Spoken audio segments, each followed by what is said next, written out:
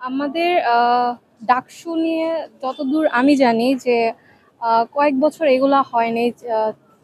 যখন আওয়ামী লীগ এরাটা ছিল তারপর অনেক সময় ধরে এটা হয়নি। এখন অ্যাজ এ ফার্স্ট ইয়ার এসেই আমরা ডাকসুটা পাইতেছি, এটা অ্যাকচুয়ালি ব্লেসিং যে আমরা প্রথম ব্যাচ হিসেবেই আমরা ফার্স্ট ইয়ার হয়েও এই ডাকসুটা মানে দেখতে পারতেছি সরাসরি আমাদের সামনে। এই ডাকসুটা হইতেছে, আমাদের অনেক এক্সপেকটেশন আছে অ্যাজ এ স্টুডেন্ট যে আমরা একটা ভালো এনভায়রনমেন্ট পাবো, যেটা আওয়ামী লীগ ইরাতে ছিল না। মানে যে একটা সুষ্ঠু পরিবেশ দরকার, সেই পরিবেশটা আমরা আগের ব্যাচগুলো যে পাই নাই। আমরা এখন এক্সপেক্ট করতেছি যে নতুন ব্যাচ হিসেবে আমরা একটা সুস্থ একটা নিরাপদ পরিবেশে বড় হবো, যেখানে র্যাক থাকবে না বা আমাদের হল নিতে সমস্যা হবে না।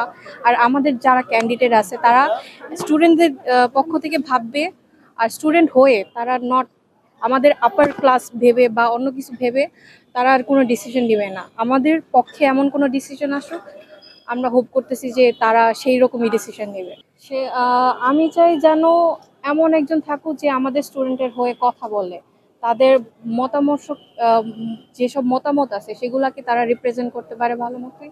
নিতে হবে যারা তাদের অধিকার আদায়ের জন্য ন্যায্য দাবিগুলোর জন্য লড়ে যাবে। সেটা আমাদের আসলে দীর্ঘদিনের দাবি ছিল। সেই জায়গা থেকে এখন 2019 সালের পর যেহেতু আমরা আবার ডাকসুতে ভোট দেওয়ার সুযোগ পেয়েছি, এখানে আপনারা খেয়াল করলে দেখবেন যে প্রার্থীদের সংখ্যা যেমন অসংখ্য, তেমনি ভোটারের সংখ্যা অনেক বেশি।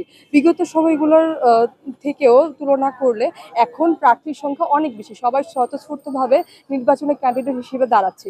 সেই জায়গা থেকে আমরা এত এত প্রার্থী থেকে অবশ্যই এমন কাউকে বেছে নিব না যে আমাদের অধিকারগুলো সুন্দরভাবে সুশৃঙ্খলভাবে প্রশাসনের কাছে উপস্থাপন করতে পারবে না বা শিক্ষার্থী বান্ধব পরিবেশ যে তৈরি করতে পারবে না। তো একজন ভোটার হিসেবে, নিরপেক্ষ ভোটার হিসেবে আমি অবশ্যই দলমত নির্বিশেষে এমন প্রার্থীকেই বেছে নিব যে হচ্ছে শিক্ষার্থীদের হয়ে লড়বে, শিক্ষার্থীদের জন্য কাজ করবে। সেটা কোনো স্পেসিফিক দল বা স্পেসিফিক মতের বা স্পেসিফিক আদর্শের কাউকে আমি বেছে নিব না। শুধুমাত্র শিক্ষার্থীদের জন্য কাজ করার জন্য যোগ্য এবং যে আসলে নেতৃত্ব দানের জন্য একটা পারফেক্ট ক্যারেক্টার, আমরা শুধু আমি না, আমি মনে করি সকল শিক্ষার্থী সেই যোগ্য ক্যারিয়ারকেই বেছে নিবে। যেহেতু ঢাকা বিশ্ববিদ্যালয়ের প্রতিটা শিক্ষার্থীর যাচাই বাছাইকরণের ক্ষমতা আছে, তারা বোঝে যে আসলে কাকে ক্ষমতায় আনতে হবে, কাকে আনতে হবে না।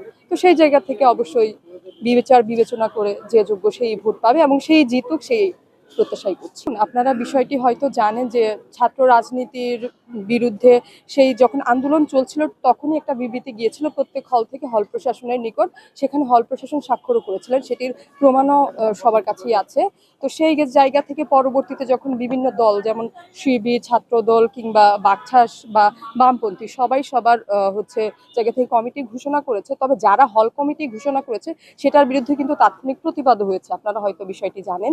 তো সেই জায়গা থেকে ওই পরিপ্রেক্ষিতে যখন ছাত্র রাজনীতি নিষিদ্ধ হলো ফাইনালি, সেই জায়গা থেকে মনে হয় না যে ডাকসু আসলে ডাকসু হচ্ছে কেন যেন ছাত্র রাজনীতি ফিরে না আসে। আর হল রাজনীতি তো আসার প্রশ্নই নেই এখানে, যেহেতু শিক্ষার্থীরা চায় না যে হল রাজনীতি থাকুক। আমি মনে করছি না যে ডাকসু হলে হল রাজনীতি ফিরবে বা এই ধরনের কোনো বাধ্যবাধকতা তারা সৃষ্টি করবে। নারী শিক্ষার্থীদের অংশগ্রহণের কথা যদি আপনারা বিবেচনা করেন, সেই প্রতিটা সময় বাংলাদেশের সেই মুক্তিযুদ্ধ থেকে শুরু করে প্রতিটা পর্যায়ে প্রতিটা আন্দোলনে, সড়ক আন্দোলন হোক, বৈষম্য বিরোধী আন্দোলন হোক, সব আন্দোলনে কিন্তু নারীরা স্বতঃস্ফূর্তভাবে অংশগ্রহণ করেছে। বিশেষ করে ঢাকা বিশ্ববিদ্যালয়ের নারী শিক্ষার্থীরা, আপনারা জানেন যে তারা হলের তালা ভেঙে বেরিয়ে এসেছিল কোটার আন্দোলনের সময়। ঠিক একই সাথে সবাই একসাথে লড়ে কিন্তু শুধু ছেলেদের একার পক্ষে সম্ভব ছিল না, মেয়েরা অবশ্যই পাশে ছিল। এবং সকল পর্যায়ে আমি মনে করি ঢাকা বিশ্ববিদ্যালয়ের মেয়েরা বৈষম্যের বিরুদ্ধে ছিল, আছে এবং ভবিষ্যতেও থাকবে।